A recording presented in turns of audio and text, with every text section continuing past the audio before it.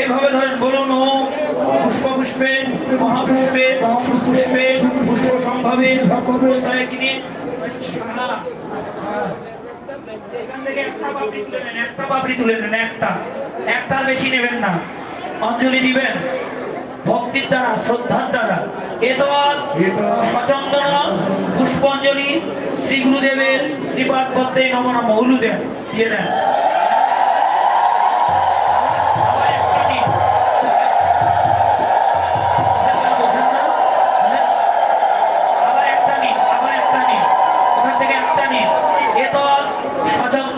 পুষ্পাঞ্জলি পরপর শ্রী গুরু ভেঙে দিয়ে দেন।